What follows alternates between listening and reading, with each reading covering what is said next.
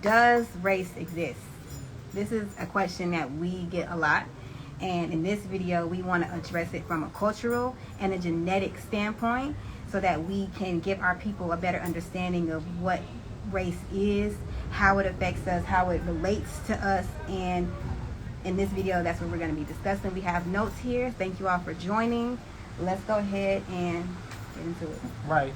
Bibi Fahodie. As always, we like to begin our videos with disclaimers because the disclaimers, what it does, it sets the tone and just reminds the listeners that, you know, what they should be prepared to hear. So the first thing that we want to say is something we said in our most recent video before this one, which is that this video is an ancestral offering guided by our intuition, meaning though we're going to be using scientific sources to support our arguments, we don't feel that it's necessary. This is just an add-on. Right.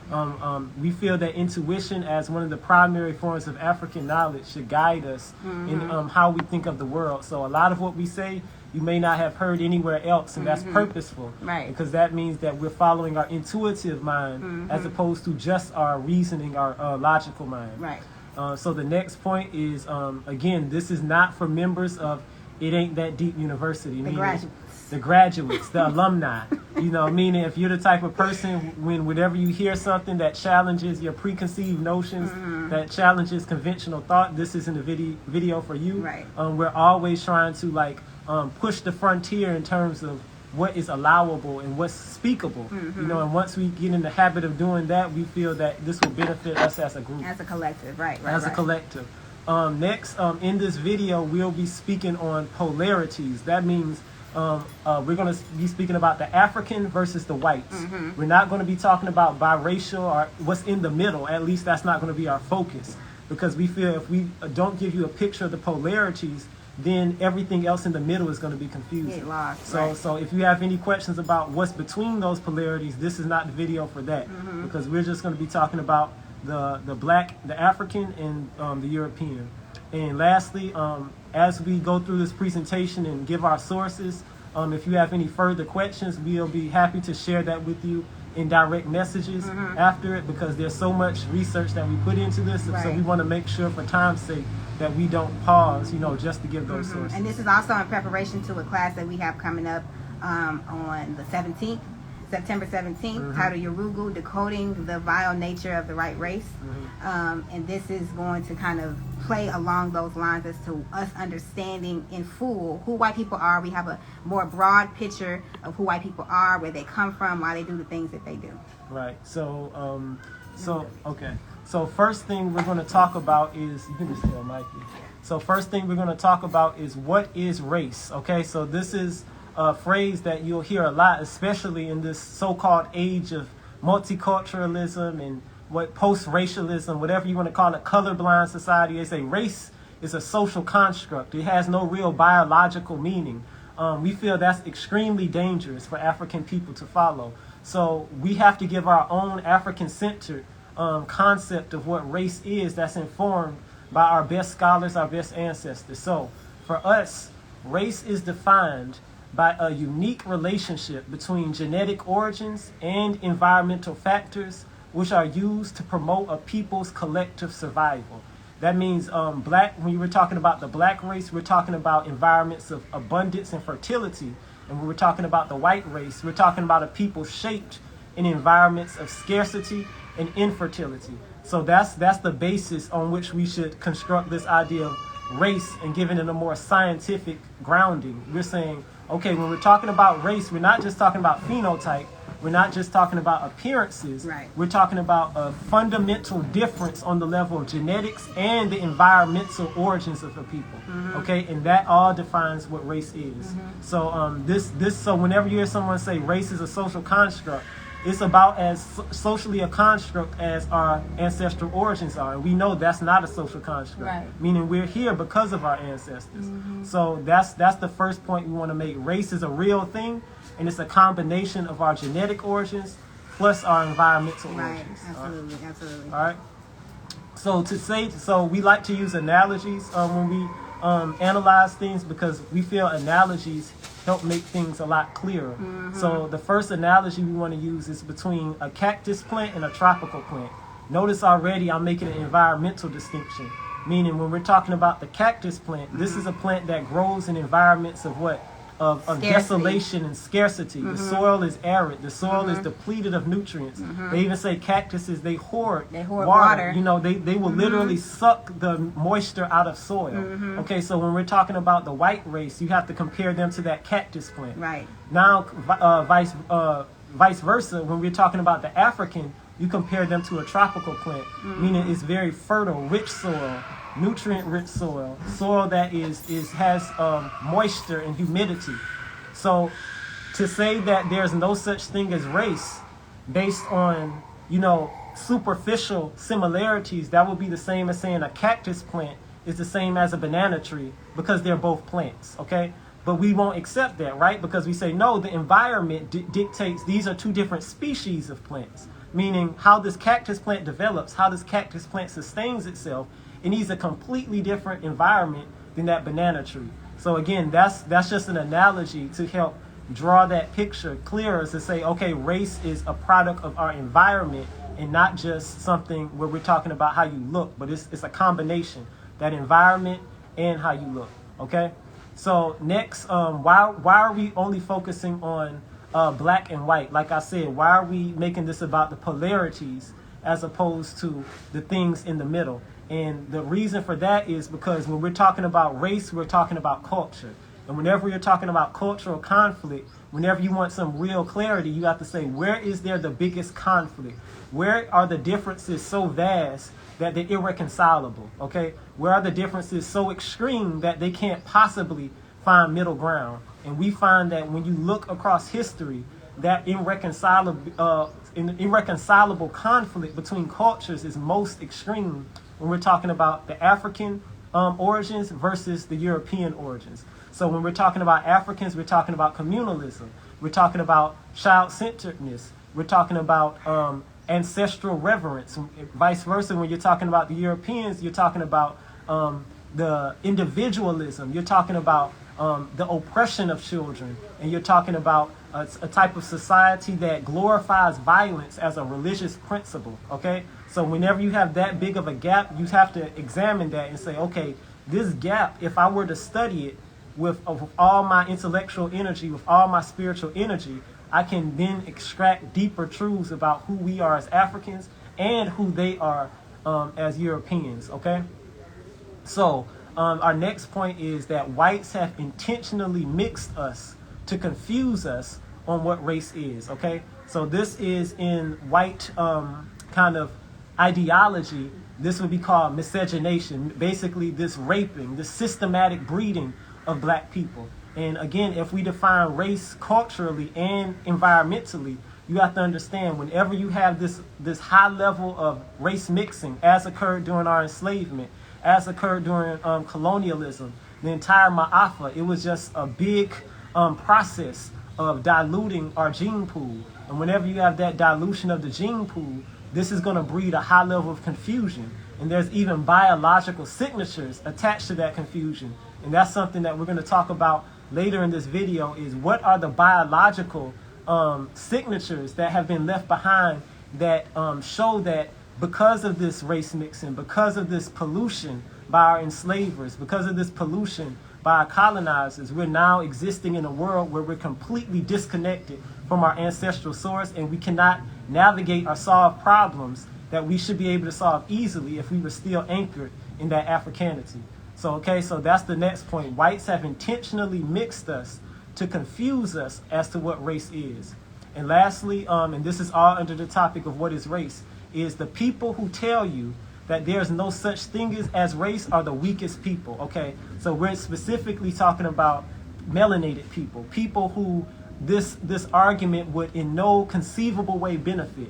Meaning if a person is presently, you know, suffering under the weight, under the burden of racism, under the burden of white domination, to say there's no race, that's equivalent to saying there's no racism. Meaning you're saying that even though your enemies are very meticulously designed this society in ways that dispossess you, that deprive you of everything you need to survive, you're saying this is all a coincidence. This has nothing to do with a conscious kind of intentional project of disempowering your people. So I think it's very important as self-respecting, as self-loving black people, that we're not doing ourselves any favors when we say there's no such thing as race. In fact, we must be doing the opposite, meaning we have to be searching deeply and intentionally through everything that we experience and say, okay, how is race playing a factor? How is the genetic and biological origins of these people, how is that expressing itself in how I relate to them?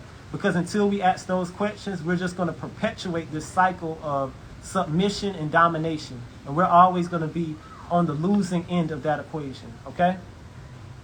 So now I think we want to go to the second part of our study, our research, and this deals specifically with the scientific aspect, specifically the part that deals with our pineal gland. So quickly, if you don't know what the pineal gland is, this is something that has been discussed at length by a lot of our elder scholars, people like Dr. Francis Cress Welsing, Dr. King, Dr. Laila Africa. There's so many, people, Carol Barnes, they've all discussed the importance of the pineal gland in kind of stimulating that, what they call that ESP, that extrasensory power that African have. And this is innate to African people, meaning of all the races of the world, African people, native indigenous African people, we have the most active and functioning pineal Talking gland. about the pineal? Yes. Okay. And the pineal gland, it's actually called in some cultures the seat of God.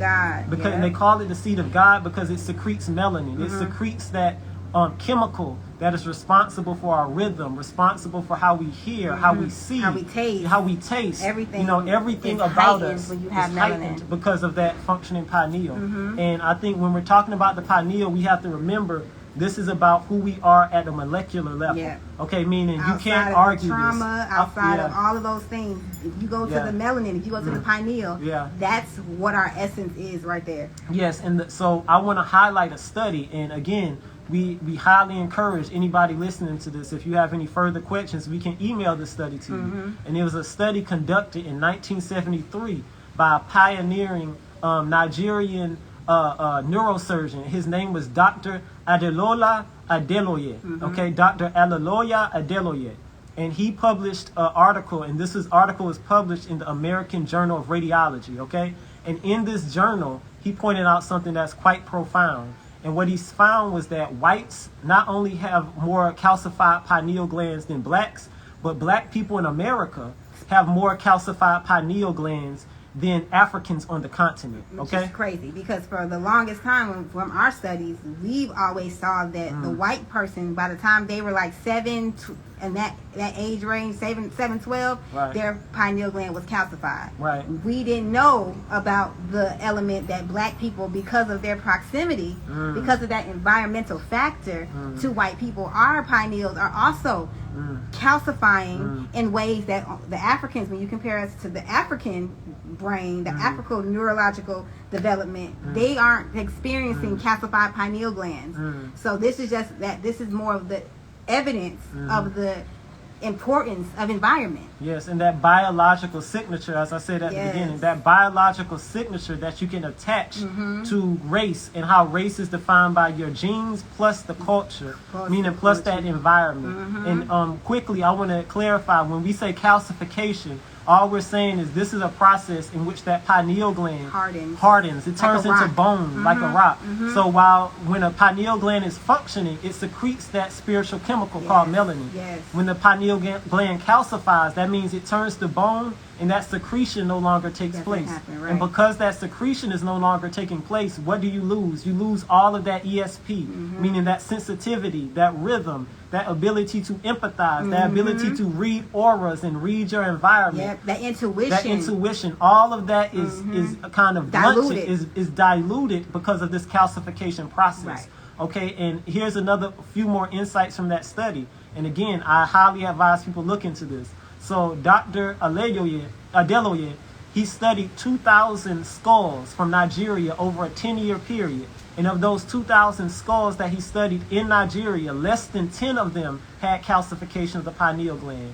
Then he went to East Africa and he's collected 88 skulls. And of those 88 skulls, only 2 of them had calcified pineal glands. And even those two, that probably was attributed to some of the Asians and whites who was included in the study. So ultimately what he gathered from his studies was that regardless of if you're in West Africa or East Africa, there's a complete absence of calcified pineal glands. Meanwhile, when he looked to America, he saw that after the age of 40, you saw a marked increase in calcification amongst black people in pineal gland. Even though we had the melanin. But the environment is huge, and this is why we are advocates about leaving America. This is why, because it's deeper than what you call yourself. It's deeper than what you identify. You can call yourself a Martian, but you are environmentally in danger if you have melanin. If you have a pineal gland that is secreting that substance, you can't afford to be in the presence of people whose pineal gland calcifies by the age of 12. Right. So let's talk about what did they attribute this to. And again, this was in 1973. Okay, so this was before we even had this culture that was glorifying melanin. You see melanin popping, black girl magic and black pioneering study. In fact, they said it was the first study of its kind. It was the first study to take a racial kind of model of comparison and then look at the melanin and the pineal gland differences. So what he attributed this to, he said it was attributed to one, he said the fact that is downstairs. He said he first attributed to the fact that during our enslavement there was a high level of what he called racial admixture, which is a euphemism for rape. So he said because a lot of the black people in the West, in America, had this history where they were being constantly raped by their enslavers, this genetic legacy of the whites created a neurology in the black person where their pineal gland would be calcified at rates much higher than the native African. Secondly, he said this was a change in the African brain due to what he said was an excess in melatonin. Okay, so melatonin, this is another chemical that comes out of our pineal gland. It usually starts to increase during the nighttime hours and in dim areas, and it's supposed to aid us in sleep. Okay, it's attached to that sleep-wake cycle. What he realized was that whenever you put an African person in an environment that is sun deprived, okay, meaning vitamin D deficient, meaning you're not getting adequate sunlight year round as you would on the African continent. Whenever you have that increase in this lack of sunlight, it leads to an increase in melatonin. Okay, so the more melatonin a person has, what happens? It leads to skin lightening, and that's why he says melatonin is a skin lightening agent. Meaning if you shield a group of people from sunlight over an extended period, meaning many generations, incrementally, by each generation, their skin will get lighter. But as their skin is getting lighter, so will their pineal gland will also calcify. Okay? So notice that's the environmental factor. Okay? So we had the cultural factor, or the factor of rape, of white people raping Africans. Then we have the environmental factor of we're not living in an African climate.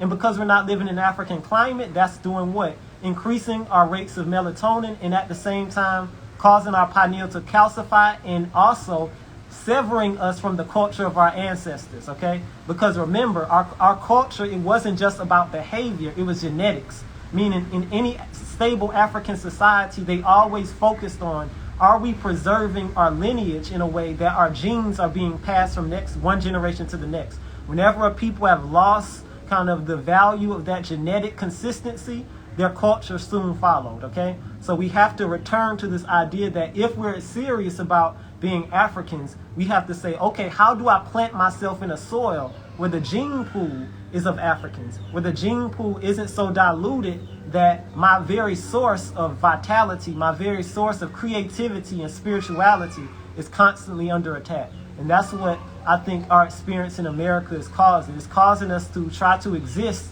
and try to combat an environment that is biologically against us, okay? And that all this is, again, relevant to our definition of race, okay? So our next point is that our existence in majority white cultures calcifies our pineal gland and deprives us of melanin production, okay? That's essentially what I was just talking about. And all of these factors make white and black people in America more susceptible to evil, okay? So now we get to the big topic, okay? All this is leading to the point of how do we define evil, okay? And Dr. Francis Cress Welsing She wrote a book called The ISIS Papers. This was published in 1991, but it's really just a compilation of many essays that she wrote, beginning in the 70s all the way up to, I think, the late 80s. And in these essays, she's basically giving us that kind of genetic grounding, that genetic kind of understanding, that genetic perspective, so that we can anchor our Africanness in something more than just aesthetics. We can say, okay, what does it mean to be African on a genetic level? And one of her main essays in this book is a essay titled The Neurochemical Basis for Evil, okay? And in this essay, she gives us a definition that I think is worth paying attention to. Because if you really listen to her definition, what she's saying is evil is more than just a behavioral pattern, okay? Even though that's what it is, you also have a biological correlation with evil, meaning when people are committing evil, there's usually a culture behind that, and that culture has a biological stamp attached to it, okay? So if we want to really deal with this question of race, and we want to deal with the question of culture, we can't do that properly without also dealing with the question of evil, and that there's what she called a neurochemical basis for evil, meaning you can record evil by looking at the brain chemistry of somebody, okay? So I want to read out what Dr. Wilson says about the neurochemical basis of evil. And again, listen to what she says, because this is going to give you the proper context for what we do next, or what we call the scales of evil. Basically, we want to give you a picture of how you can measure the capacity for evil within a person based on their genetic heritage, based on what happened to them environmentally, what happened to them genetically. Right. And then we want to give you all solutions on how we can come up out of that. How we can come from that, all right? Right. So this is Dr. Wilson again. This is an essay featured in her book, The ISIS Papers. And she says, this is the neurochemical basis for evil. Right. So she says, the absence of the neuropeptide melanin, the absence of this black pigment in the skin and other aspects of the nervous system, critically impairs the depth sensitivity of the nervous system and the ability to tune into the total spectrum of energy frequencies in the universe. This deficiency of sensory awareness sets the stage for the absence of harmony, or the chaos and destruction, which is evil. So again, she's saying evil, as she defines it, is the absence of harmony, meaning the absence of melanin, the absence of that chemical component that you need to have balance. Right. So it's deeper than pigment. It's deeper than pigment. It's deeper than that. And what she talks about throughout the book, really, and that's just an excerpt, but throughout the book, she's highlighting how white people, because they lack that melanin, because they lack that functioning pineal gland, we have to classify them as a different race. Like yes. we can't look at them. We're a different species, right? Yes. This is why we brought up the analogy about the plant, the cactus. The cactus does not have the same life-giving energy that a banana tree does. It doesn't bear fruit that you can eat.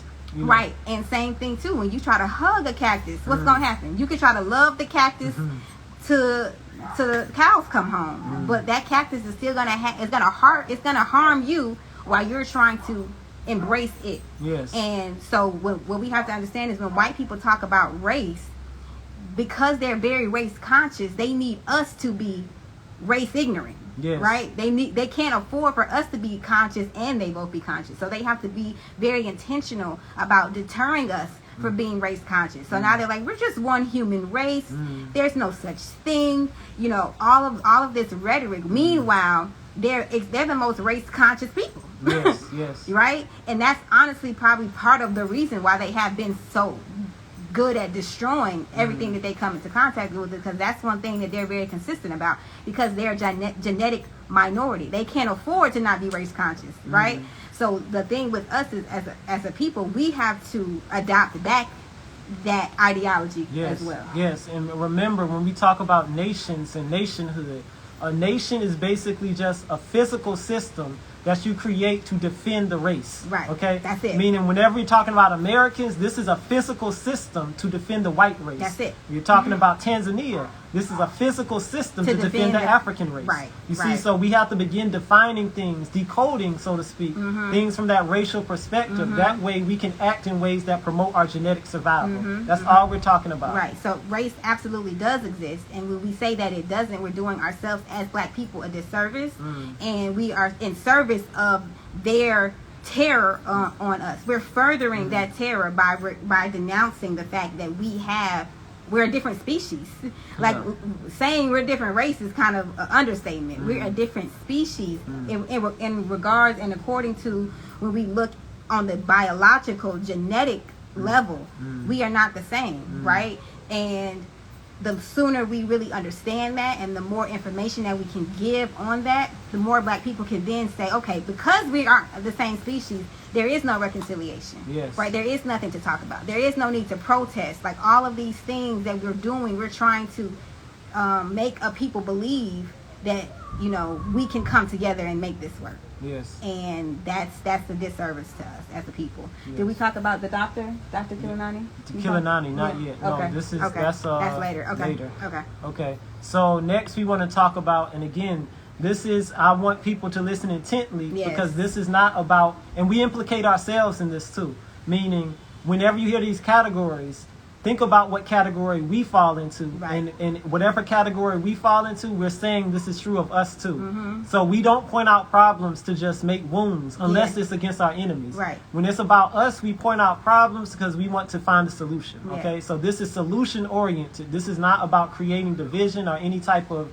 hurt feelings. Okay. So we've come to this concept, we call it the intuitive conclusions on race and evil. Okay. And in this, what we're essentially saying is, how can we measure the capacity of evil in a person based on who their parents are? Okay, meaning how are we going to reconnect that genetic mindedness with our culture? Right. How are we going to reconnect how we discern right from wrong based on what is your bloodline? Who's your mother? Who's your father? We have to ask these questions because when we ask this, what we're saying is our power is in our lineage. Right. Meaning our power is in who we come from and not just how we think. And this is irregardless of personality This is and regardless of character. personality. We're specifically talking about the genetic biology. Yes. Right? Yes. And these factors can fluctuate these numbers can raise. They can't go down. Right. So the numbers that we're going to give you in a second, they can't go down. They can only go up. Right. Based on your environment. Yes. Right? And based on the people you're around, the culture you're around, that's how the numbers can heighten, but they can't go lower. Right. So the first one, I'll do the first one and then you can do the next one. Okay. So if you have a white mother plus a white father, your proximity to evil is 100%. You're 100% 100% evil, 0% righteous. Okay? White mother plus white father, 100% evil, 0% of righteousness. Meaning it's not in your DNA, it's not in your capacity. You can pretend, you can try, you can study, you can do all these things, but genetically, 0% of righteousness, 100% of evil. No such thing as a good white person. That's a fiction, okay? 100% evil. 100%. All right, so the next point we have, if you have a white mother but a black father, you're 75% evil. Now that's big, right? Right. Follow us. The numbers are gonna change. Yes. And you're 25% righteous. Meaning 3/4 of you is evil if you have a white mother. And let's talk about this. Okay, and this is very important Yeah. because the mother is critical. Yeah, the because the mother mother is is the critical. transmitter of the culture. Yes. Meaning the person with the white mother not only has white genes, they fed at the breast of the white mother. And they gestated in the womb of the white mother. woman. And if you watched our other video about Lilith, we say the white woman is the devil. So you can't say somebody who gestated in the womb of the devil is anything less than 75% evil. And that's being Even generous. with an African father, even with a black father, you're 75% evil if you gestated in the womb of the devil. And then this goes into the mitochondria, right? Right. The black woman is the only woman that has the mitochondria, or the melanated woman, should I say? The melanated woman is the only woman that has the mitochondria. Yes. To build decent humans. That's just the reality. Okay, so because of that, because the white woman doesn't possess that, she's the opposite of the black woman. Everything that the black woman is, or everything that the melanated indigenous woman is the white woman is the mere opposite of that. Okay, so this is why our number for the white mother is 75%, and the righteous element, if you have the white mother and the black father, is 25%. Yes. Okay, so now let's go to a black mother and a white father. Now this goes back to the mitochondria. Because she has the womb, because the child gestated in the womb of a black melanated indigenous woman, now the capacity for evil is now 25% and 75% righteous. Notice it flips. It flips. Yeah. Right, right. So now the capacity for righteousness is higher because you gestated in the womb. Now, like I said, the black breast. You have the black breast. You have the black consciousness. You gestated in the womb of the first woman, the melanated indigenous woman. And like I said, these factors can go up. You can be less righteous if you want, but based on that environment, right? Yeah. So depending on it's a lot of factors that can make these numbers go up, but they can't go down, right? Yes, yes. And then I'll do the next one. Okay, go ahead. Okay, so the next one is the Black American mother and the Black American father. Okay, first before I give you the percentages, why am I distinguishing the American? Okay, remember what I said earlier. When we're talking about black people in the West, these, for the most part, are people who are byproducts of breeding. Yes. Meaning there's a lot of admixture. There's a lot of white genetics mixed in with the black people, to the point where the black people have calcified pineals. Right. That's so you can't mention the black American person in the same genetic sense that you're mentioning the indigenous African person who was raised on the continent. Unfortunately, these are not judgments. These are just facts of history. Right. Okay. So culturally we can try to align. We can align. But genetically we have to acknowledge that the rape happened, and in order to do that, we have to give that number, right? And we fall into this category. Yes, by this the way. is us, by the way. Both of our parents were, our family goes back to slavery, right? So we are implicated in these numbers as well. Right. So if you have the Black American mother plus the Black American father, you're 15% evil, 85% righteous. Right. And remember, I'm talking about capacity. I'm not saying you're evil. I'm saying your capacity to do evil versus the capacity to be righteous is 15 versus 85. Because of that Because rate. of the rate, okay? And we're going to talk about how to deal with this, how to deal with this factor of 15%. What can we do if we're from a heritage where 15% of our gene pool is capacity for evil? How do we deal with that? We're going to give that. All right, and the last one. The last one is the African mother plus the African father, 0% evil, 100% righteous. Yes. So this is why the attack. This is why white people wanted to rape us. It wasn't just about them wanting to, ejaculate in us. It was very intentional. They were trying to make us as evil as them. That was always the intent. It had nothing to do with just like making a bunch of children. They were trying to breed out, rape out that righteousness within us. And the more we understand that, the more we are hostile to them. Because it wasn't just about sex. It was deeper than that. Because we as African people, naturally, we're righteous. We're so welcoming. We're so kind. We're so giving. We're so abundant. We all of these attributes. When you look at the Black American who has been raped and bred and mutilated and castrated and lynched and all of these atrocities, now you've intentionally created a whole new race of people that lack those natural characteristics that we once had as African people. So this is why we have the hostility that we have. Part of the reason, it's so many reasons to have hostility to white people, but this is one of them because it was so intentional, right? It was so manipulative, so intentional for them to pollute the gene pool to the point where now we're looking, talking about, is there a such thing as race? Well, obviously there's a such thing as race, because y'all wasn't raping on the scale that y'all was raping us. Right. And when we talk about evil, again, what we're talking about is your ability to tolerate imbalance. Yes. Your ability to tolerate chaos. Esfet. And when we're talking about righteousness, we're talking about ma'at, meaning your ability to restore balance. Yes. Your ability to create harmony. Okay, so these are capacities, the harmonious capacity versus the chaotic capacity. Have you ever seen a white person create harmonious environments? No. Absolutely not. No. They can't do it within their nations. They can't do it within their homes. They can't do it within their schools. They can't do it within their vehicles. Yes. It's not happening, okay? So because of that, this is why we can historically, look historically and just cite off so many instances that reflects that the white person is incapable of creating those harmonious environments. And this is why we as black people, we have to be intentional about not allowing them in our spaces. Yes, so this is just a continuation of our intuitive conclusions on race and evil. So again, just to reemphasize, all the percentages we stated were genetic minimums based on environmental damage being contained, meaning these numbers, as my wife said, they could change based on the environment, meaning you could become more evil.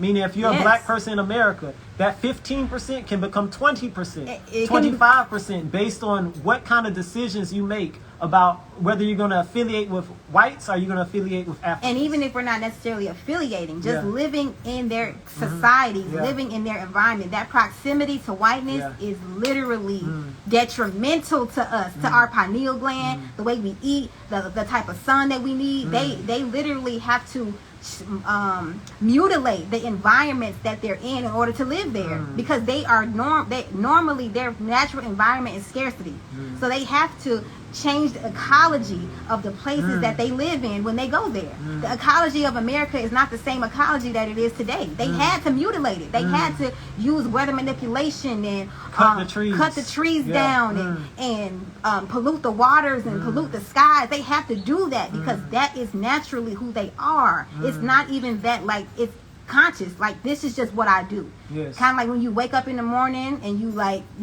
get up, you have to stand up. It's like this is just naturally what I do. They curated the space. They curated the space for chaos and destruction. And they do this everywhere they go. When you look at North Africa, that used to be lush and green.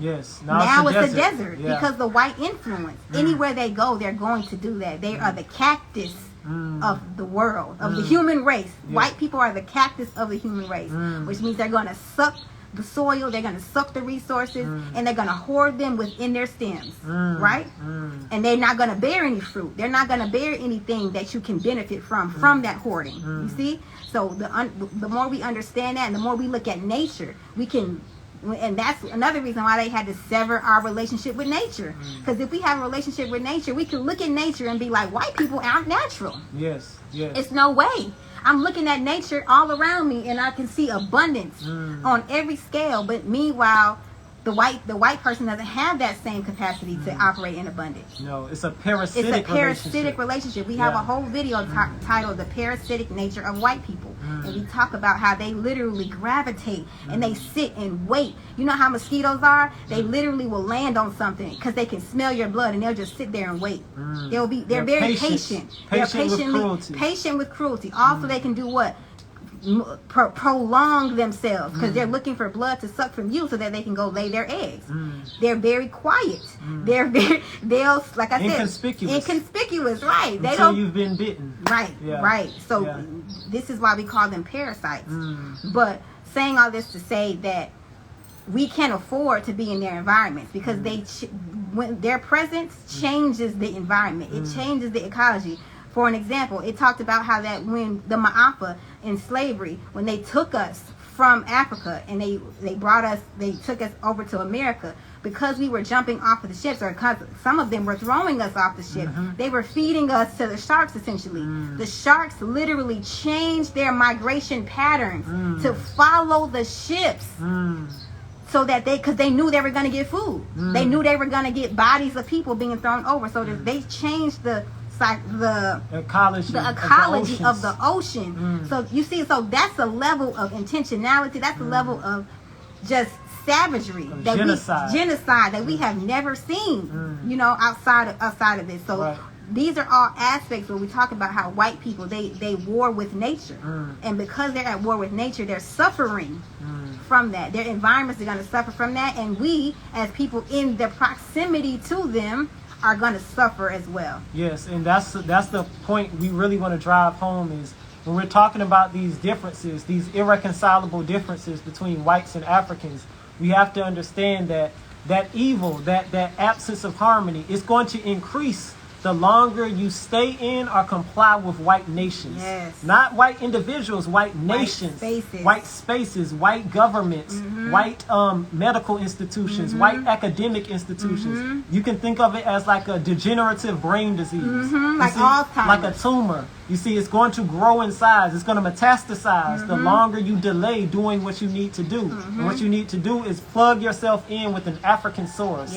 Plug yourself in with the source of your ancestors, because that's the only thing that can stand between us and genetic annihilation. Okay, we're talking about genocide here, not just a simple conflict or racism, because that word is kind of thrown about, but we have to understand it's deeper than racism. This is genocide. And when we argue that we're not African, we're essentially saying I've become comfortable in this space of chaos. Yes, yes. I have adapted my ecology, my psychology, everything, my emotions has adapted to dysfunction. And I don't need Africa no more. You see, I don't want that functionality. I don't want that abundance. I don't want that peace. I don't want that safety.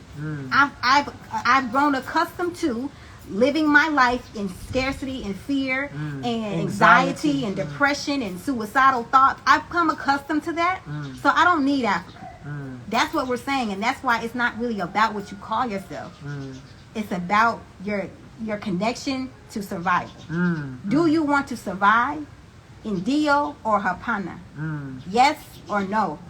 If the answer is yes, you can't stay in a place that is attacking you on a biological, psychological, mental, all of these levels. You can't say that you want that. And that's why we're so adamant about conveying this information and giving our people the solution, the tools, to get up out. Yes, to get up out. So we have to say, what is the practical application of yes? Meaning, if you answer yes to the question, I want to survive, how do you practically apply that? So we would argue that it involves rejecting white people, media, cultures, and nations. And you have to embrace African people, creativity, cultures, and nations. And when we say African, we just mean indigenous black people, melanated people meaning with culture. We have to embrace African nations. We can't be calling them neo-colonial.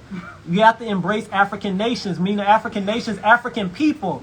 People who have a source, people who have an ecology, people who have a tradition, people who have a language. You see, these are all ways in which you reconnect. You know, you reconnect that circle, as Marimba Ani says, and let the circle be unbroken. We have to reunite that circle, but we can't do it if we're behind enemy lines. If we're in the West. And we also, when we talked about the thing about, I just wanted to revisit when we talked about the scales, with the African being 100% righteous and 0% evil. Those numbers can also change based on proximity to white people, right? So the African can be corrupted. We can be corrupted. The difference is we have that base of zero of righteousness, right? We have that base. So I know there's a lot of people that be like, well, Africans, they did this and they've done this. And it's like, but we've all, this is what I want to communicate. All races, all ethnicities has suffered from the existence of white people. We've all suffered. Asians, Hispanic, Indians, Chinese people, the Hawaii, every ethnicity has suffered from their existence. So we have to give each other grace. We have to give other races and other ethnicities grace, because for the most part, we got along very well with other entities and other races before white people were introduced. This is so we have to dig deep in our history and say, when did the Esfet come over the world? When was that first kind of indication that balance was thrown off permanently, that unleashed other wars, even between the non-white peoples? You see, we have to go deep. You see, go deep. What is the Asilic origin of our conflict? Not just the origin politically, no, Asilically, meaning at a nature level. What is the conflict about? What is the conflict? All right. So, and also we want to say, because I told you all that we was going to provide a way. How do you deal with the fact that if you're a Black American and you're a kind of descendant of this buck breaking, a descendant of this rape that happened, between whites, how do you ensure that you can have a heritage that is full of righteousness? Or if you have the black mother. Or if you have the black mother with the white father. Right. So this is how you do it. So we can only increase our levels of genetic righteousness through our children. Okay? Meaning, even if you were born in the West, we have to have the visionary nature that says, even though I've been blocked from accessing that source, this is not going to happen to my children. And that's the true definition, by the way, of generational wealth. Generational wealth is saying, I'm going to give my child the culture of my people, not a house, not real estate, not a trust fund, not anything that's material. Because remember, those material things can be stolen. So we have to prioritize. I'm going to give my child the genetics of my people, and I'm gonna begin that by moving to an African nation, and I'm going to ensure my child marries an African man or an African woman. And if you ensure that they marry an African, what you're doing is you're genetically undoing the damage that was done by our colonizers, the damage that was done by our enslavers. That's how we have to think about ourselves. We have to say, okay, we're going to make the sacrifice. We're going to be that generation that says, okay, the genetic destruction stops here. Now we begin the process of rehabilitation, and that rehabilitation cannot take place in these Western societies. No, because it can't take place. All right, so next is righteous rage is necessary to maintain levels of righteousness, meaning we need advocacy for what our enemies call hate speech, hate speech. So what is hate speech? Hate speech is typically any type of speech that's demonized between two different races, meaning you can have death metal when they talk about murdering children, when they talk about murdering women, but as long as it's happening within a white space, it's confined to that white space, it's fine.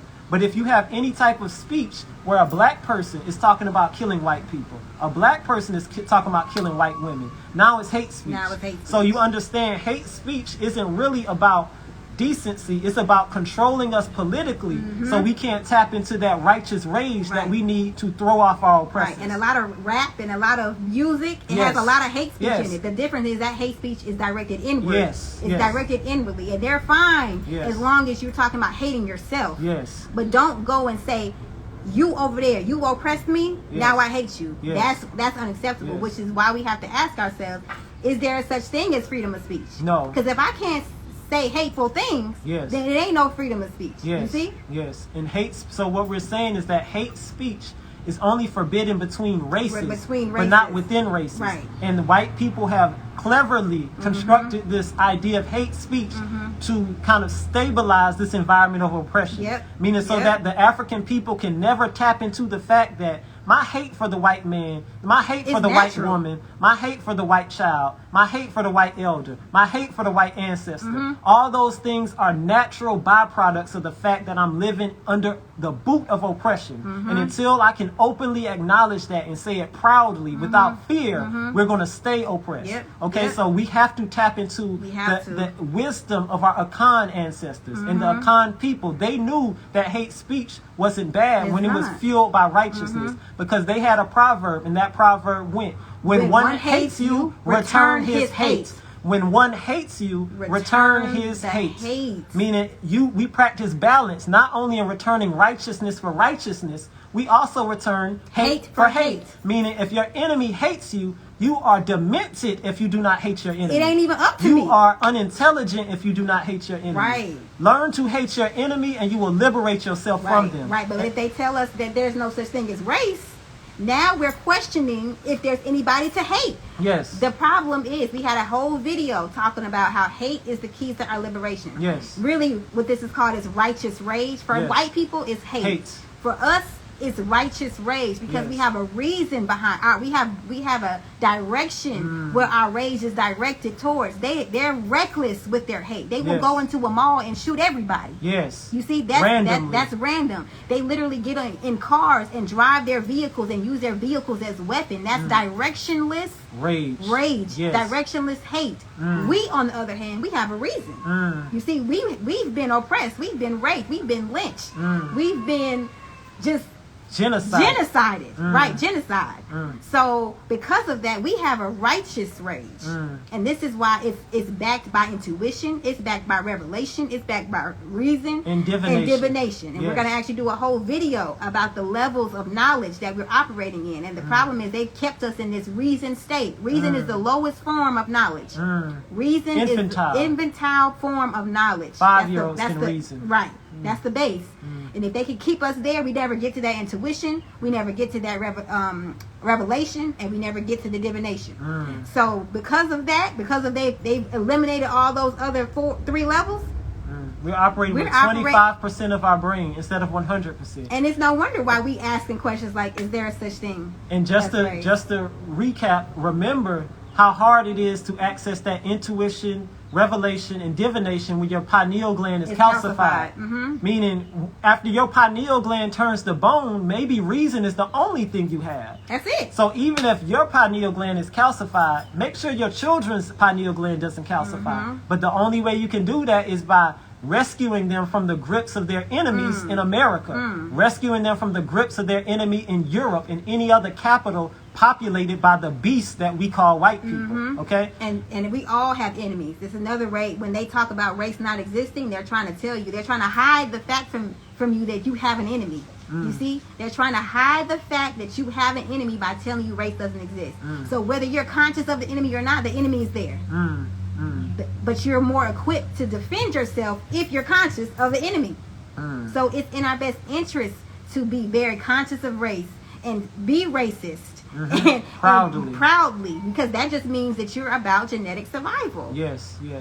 Racism looks different based on the culture you belong to. Yes. So racism for the European is, I'm raiding Africa and I'm stealing everything. I'm raping everything. I'm destroying the environment. I'm polluting the water. I'm polluting the air. That's white racism. What does African racism look like? African racism is the wall of Benin. I'm going to build a wall so high you're never going to come in here. African racism is the Mosi Kingdom. I ain't letting no white people in here because you ain't allowed. So you see how our racism is preserving ourselves. Right. Because we have something of value. Same thing with the Asians. White racism, Asian, same way. What is the Great Wall of China? That's preserving. Stay out.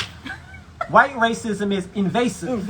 Meaning, I'm not just going to destroy you. I'm going to destroy myself in the process. Because I want everybody to die. Because I'm suicidal anyway. The white psychology is suicidal. You can only inflict this type of rage and genocide on people if you yourself are suicidal. White racism is an atomic bomb in Hiroshima and Nagasaki and then make a movie about it. That's white racism. You see? See if an African could develop a nuclear bomb, not only develop it, explode it, and then after exploding it 2 times, make a movie about it, and then celebrate the movie about it. That's white racism. And by the way, there's another wisdom I think we have to remember from our ancestors, from the laws of Ma'at, and it says, I will not be angry without just cause. You see, without just cause, that's the operative phrase, meaning our ancestors knew that there's a time when anger, in a place where anger is necessary. And until as African people, we're able to tap into that anger, we will remain oppressed. And if we don't, not only will we remain oppressed, we're going to have anger because it's an emotion. It's a natural emotion. It's a defense mechanism. Information. It's a defense mechanism. Every animal has some type of defense mechanism to protect itself, right? So when we don't use that, because it's going to be either directed outward or inward. And when we don't verbally say who we hate outwardly, guess where that hate goes? Inward. It's going to go in or out. So you decide, do you want to destroy yourself? Or do you want to destroy your enemy? This is why we have so many homicidal black people. We have so many suicidal black people. Black people killing their children. Black people killing their children. Black people killing their babies. Because they can't kill their enemies. Black people killing their mothers. Bobby Wright said, if you read the Psychopathic Racial Personality, he says black people kill black people because they have not been trained to kill white people. Why haven't we been trained to kill white people? Because we're afraid. And it's okay if you're afraid, but if you don't say it, you'll always be afraid. You'll always be afraid, and you'll remain under their grip. Under their grip, okay?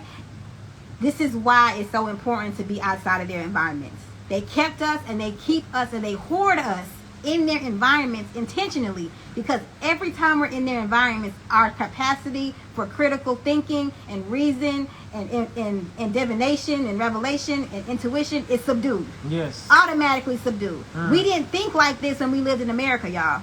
We did not think like this the longer we were there. Once we got out, it was like all of these things, our brains, our minds, our spirituality just began to develop on astronomical levels. We did not think like this when we were there, and we couldn't think like this when we were there. It's not a place for deep thought. It's not a place for intuition. It's not a place for revelation. It's a place for scarcity, for submission, for docility, for frustration, oppression, for defeated dreams and defeated hopes, depression, and fruitlessness, and suicide, and mass shootings, and killing of babies, and trafficking of children, and killing of parents, and incest and castration and of rape, boys, and castration of boys, and gender pedophilia, reassignment, gender reassignment, and homosexuality, and sodomy. It's just, do you want us to continue? It's like a scroll that's a mile long. That's the place, that's what it's designed for. It's not like, dang, we raped another boy. Can you believe it? Yeah.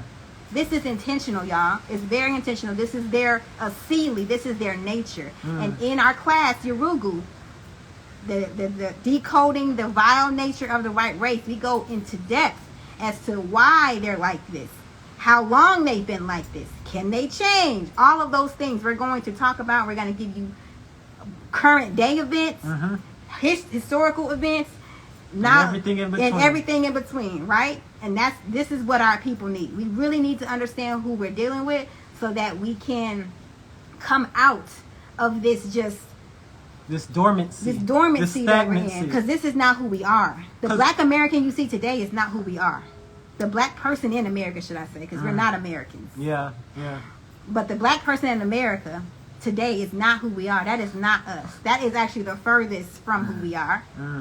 And we're trying to get us back. And we're trying to make up for that 15%, or that 25%. If you have the black mother, remember, if you have the white mother, it's not much. Hope. It's no hope. Yeah. Based on the numbers. No hope for Drake. Sorry, it's no hope for Drake. It's no hope for J. Cole. It's no hope for any. It's just no hope for Obama. The most you can do is just procreate with white people and keep the mixture over there. Yeah. But if you have the black mother and you have the black father, or you have the black mother and the white father, there's still hope, because your numbers are. Yes. We can work with the numbers. Yes. The window is open. The window is open for improvement. Yes. So yes, because we're trying to make up for that, we have a lot of work to do, and this is our urgent appeal. Yes, urgent appeal. You say the same words. The urgent appeal to get you all to leave. Right. That exodus that they talk about all the time. That exodus has to happen. And one thing we have to understand, and this is very critical, is that every white nation on earth is at a turning point in their history. See it, it's happening on the continent. Look at what's happening. Look at what's happening in Niger. Look at what's happening in Burkina Faso. Look at what's happening in Mali. Okay, all these nations, and look what's happening with Russia, Brazil, India, China, South Africa, the whole BRICS unit, as a counter to the Western European control order that we's coming out of. White nations are beginning to crumble. So it's our job as Africans to ask ourselves, what do we visualize for ourselves as African people in a post-American world, in a post-white world? What does it look like when white power falls for us? And it's not enough for us to say, oh, I'm tired of white people. No, we have to start building and saying, what do we want for our children? Because until we get serious at that level, when the white nations fall, we're going to fall with it. And we've decided that we're not going to fall with the white nation. When the white nations fall, we are going to rise. That's how it works with us. Right. It's all about being in the right place when the fall happened, that you ain't there, right? And that's all about discernment and intuition and revelation. You have to be able to pick up the signs that it's coming, and that it's already here. Revelations. We have to be able to decode those signs in time enough to be able to get out. Because the problem is, some people recognize the signs, but they think they got more time than they really do. So all of this is about using all those tiers of knowledge that I mentioned earlier, gathering all those things together and say, what do I need to do based on all this knowledge that I have? What is the action step, right? And that action step that we say is leaving America expeditiously. Expeditiously. Ashe. So thank you all for joining. If this conversation is something that you have never heard before, or you want to know more, or you've just experienced this very just uncertainty and just awkwardness in the presence of white people, please come to our class. The RSVP link is in our bio. We're going to affirm those feelings that we all feel when we're in the presence of white people, and we're going to tell you how to decode those feelings and what those feelings are trying to communicate, and give you a little bit more background and knowledge on who you're dealing with. So thank y'all again for joining us. If you have any questions, if you want some of these sources, please DM us or comment on the video when we post it. We're going to save this live, and we will see y'all in our next video. Kwaheri.